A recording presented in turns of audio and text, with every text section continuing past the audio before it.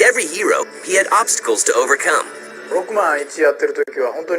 And they said, there's no way this will sell. But the rewards were great. If they didn't have Mega Man, I don't even know how they'd be surviving today, honestly. Learn the secrets behind his power. It's about one thing. And it's always about one thing. Blasting. It's a huge cast of characters that any kid can enjoy. Everybody loves Mega Man. And meet Inafune, the man behind the Mega.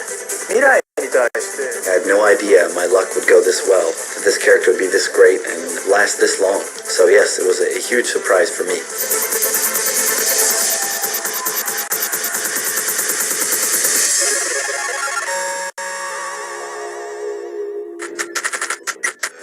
In 1984, a Japanese video game company named Capcom hits its stride in the arcade scene with popular hits including 1942 and Gunsmoke. Their success allows them to expand, and a young artist named Keiji Inafune is hired. I've always liked drawing pictures. From a long time ago, I've always wanted to be an illustrator. Just about at the time that I had graduated, video gaming companies were becoming very popular, and they had always wanted young, talented artists. And it was a good chance for me to break out, get into a company, and prove myself. So it just happened to be the right timing for me to be an illustrator. Inafune goes to work on Capcom's newest arcade game. The very, very first project I ever did was an arcade game called Street Fighter. Then after that, when we were doing the project, they said, we're working on a new title for the home consumer division, and we'd like you to participate in that. So it was at that time I joined the Mega Man project. And the hunt for the hero turns personal. A lot of the character design for Mega Man is based upon some of the Japanese cartoons that I saw when I was a child. And when I was making this game, it was kind of like going back to my roots, going back to my childhood when I designed it. It was very fun to design that character. And that character needs a name. Before it was Rockman, it was originally going to be Mighty Kid, or Knuckle Kid, and this is how we were doing the package. So we decided on Rockman. And in the end, it did become the States Mega Man.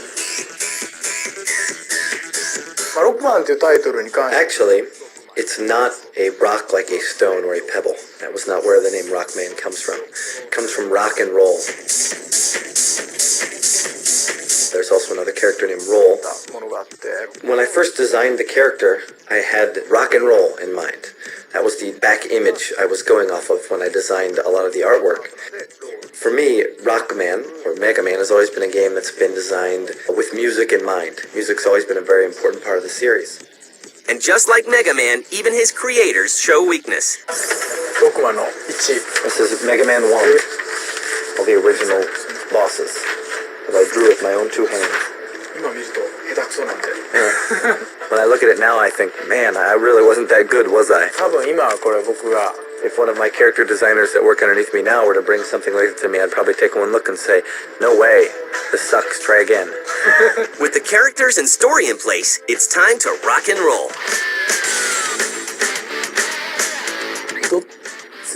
Basically, when you think about it, there's not something in the world that is just stronger than everybody else. Almost everything has something it's stronger than and something that it's weaker to. Sort of like in scissors, rock, and paper. Scissors will beat paper, but it loses to the rock. Paper will beat the rock, but it loses to the scissors. So that's how the Mega Man weapons work. And now it's time to introduce the twist.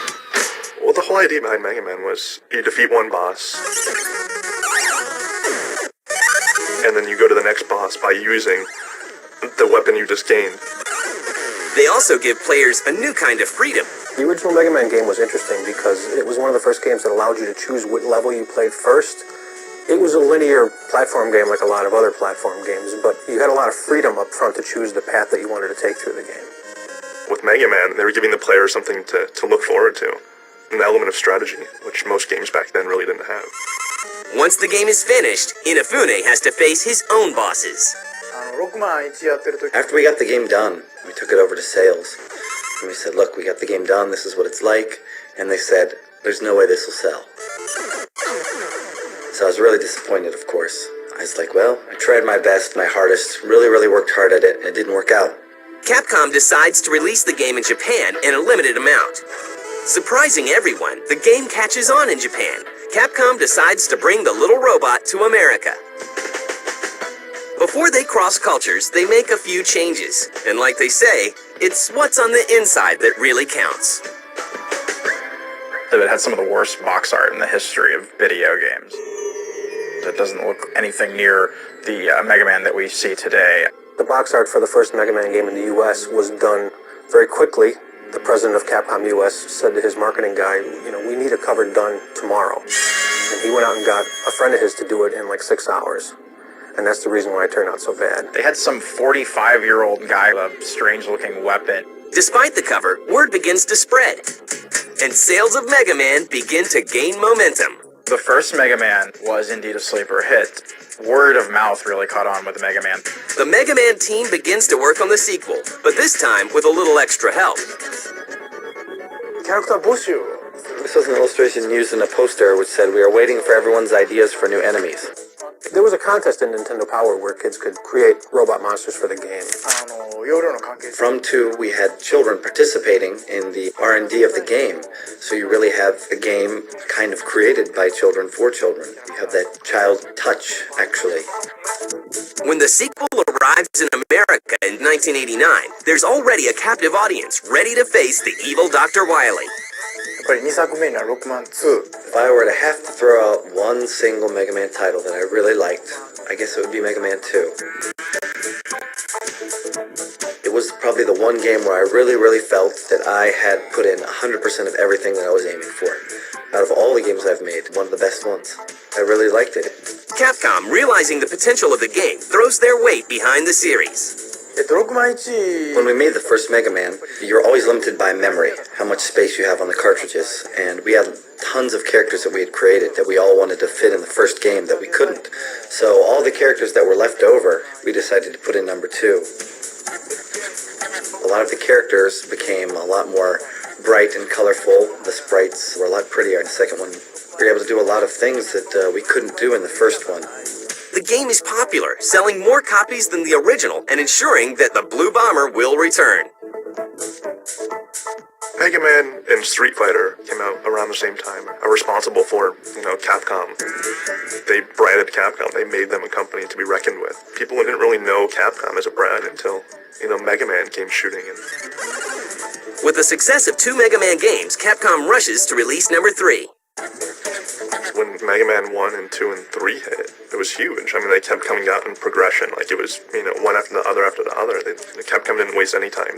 They might not have known they had a hit on their hands, but once they did, it was immediate. Mega Man is on a roll, but Capcom's next move will be a frustrating one. In 1991, Nintendo releases the Super Nintendo, an updated version of their aging console system. But one character is nowhere to be seen. I think they continued to do Mega Man games for the NES because, first of all, it was easy to do. It was inexpensive for them to develop additional Mega Man games. All 6 of the Mega Man games for the NES use the same character animation. They have different music, different backgrounds, different enemies, different things to do, but it's basically the same engine. They got it right the first time and they just continued to do it. They didn't want to mess with the formula. Capcom's famous for not messing with a good thing, and at the time, Mega Man 2 had done outrageous numbers, and 3 did fairly well, and they figured, why mess with a good thing? Yeah, like maybe the decision seems a little weird now. But at the time, the installed base of the Nintendo was outrageous. It was huge. So why wouldn't you want to release a new Nintendo game with, your all-star Mega Man? Mega Man 4 blasts its way onto shelves in 1991. However, many people are beginning to move on to the newer system, leaving the Blue Bomber with a shrinking fan base. Mega Man 5 is released in 1992. And Mega Man 6 hits the shelves a year later with little fanfare. The future looks bleak for the little robot. but in true video game style, he's about to get another life. By 1994, Capcom has quite a bit of experience making games for the Super Nintendo. They know that they will have to do more than just re-release older games on the new system. Mega Man needs a makeover. I guess with every system you have to have some sort of major evolution because graphically you can do so much more.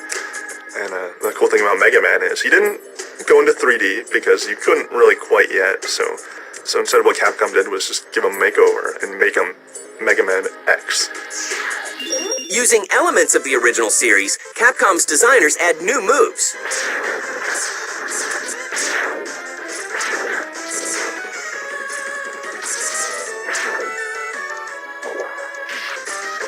And new characters to give gamers a different experience.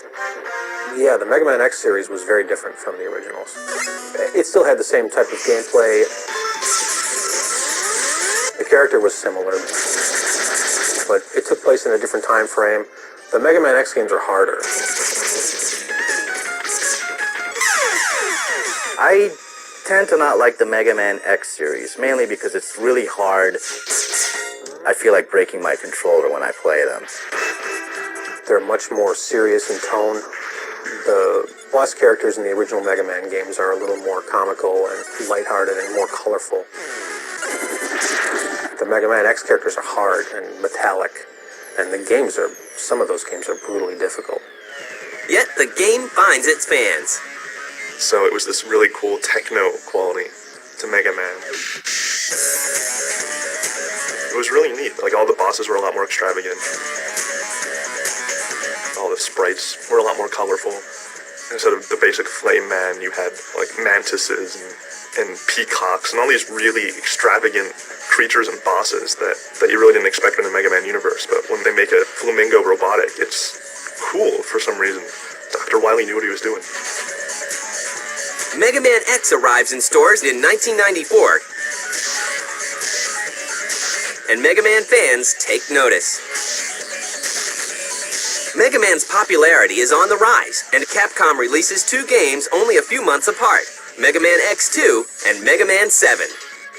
For the first time, Capcom allows two separate series to continue simultaneously, both the X series and the Classic series.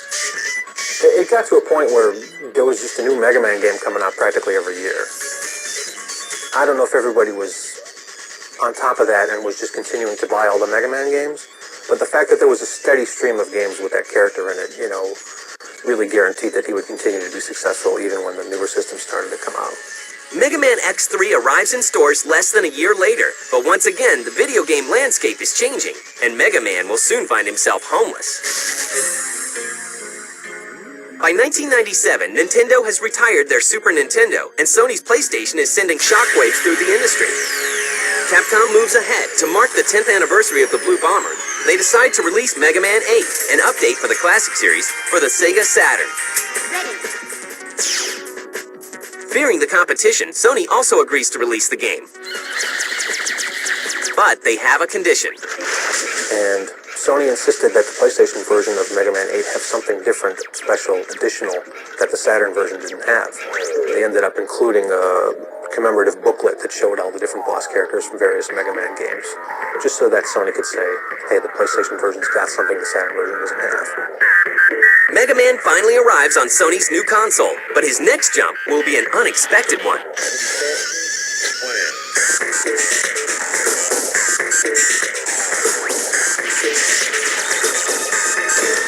In 1998, Capcom follows up Mega Man's arrival on the PlayStation by agreeing to Sony's demand for a new look at the little robot. Wait a second. Where are you going, Mega Man? That's not the right way. But the overhaul will take some work. ロックマンシリーズはもともと 2D の The Mega Man series is originally a 2D game, and trying to transform that 2D game into a 3D world. How would Mega Man look as he's jumping in a 3D world? How would he look as he's firing, running, all in this 3D world? So many different animations and movements you have to think about that aren't considered in 2D because they don't exist. I was going to have to say there's one particular trait about the Mega Man Legends series that really stands out. It would have to be that you're on an adventure.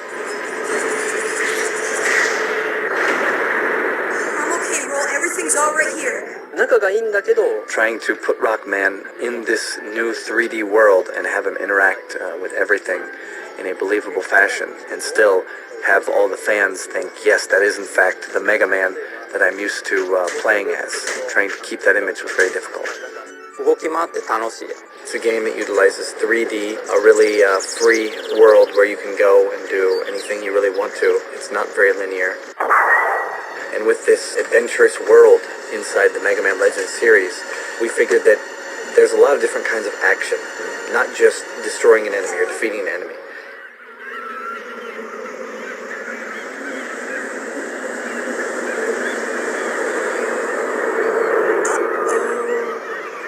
Other kinds of action are just, for example, walking down the road and maybe you kick a can or you shoot down a tree or something like that.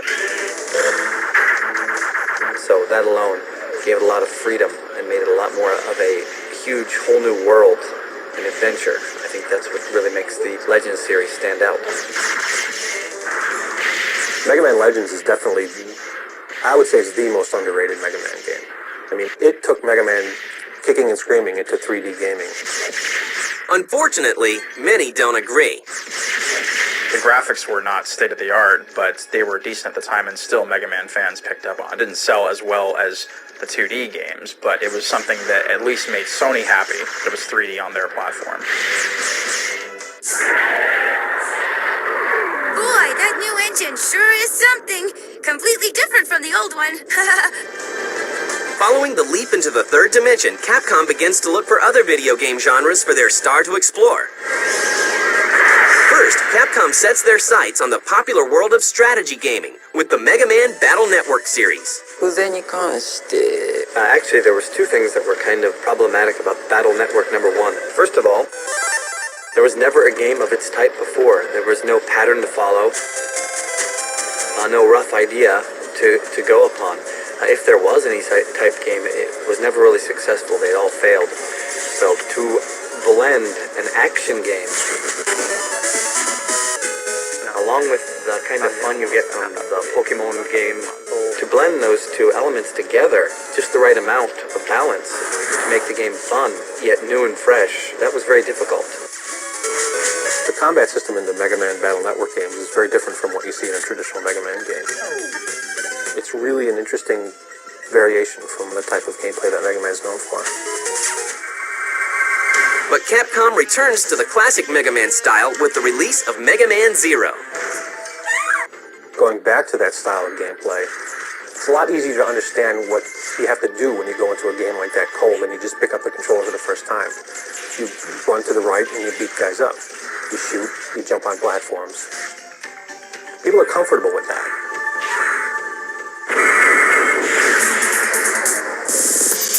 In 2003, Capcom celebrates the 15th anniversary of its beloved character and releases updates to all three of its ongoing Mega Man series. Mega Man X7,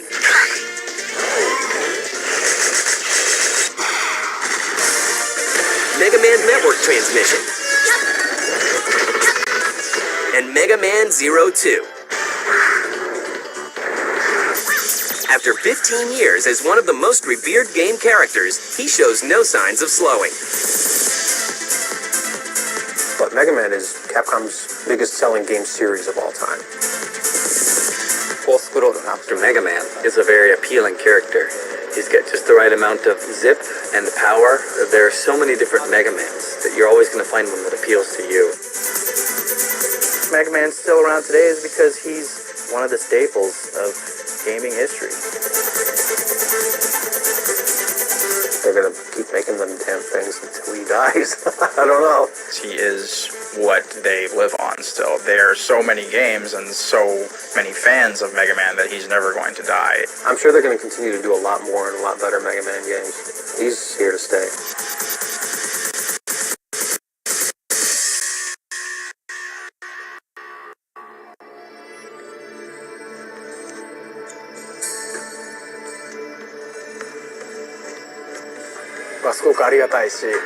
I've been making Mega Man for about 15, 16 years now. It's a long time, but I still haven't had enough of him. He's a great character. I've always loved him, and I want to continue to keep making games with him in it. There's no reason to stop if you've got something good on your hands. 全部じゃないんですけど、 As you can see, I have a lot of different sketchbooks here, and this isn't all of them.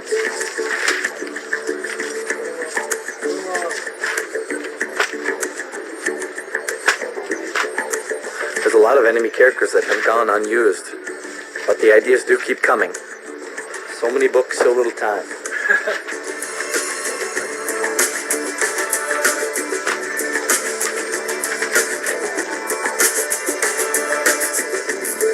The person who probably taught me the most in the gaming industry about what it's like to make a game would probably have to be the Blue Bomber himself, Mega Man. He really is a large part of my life.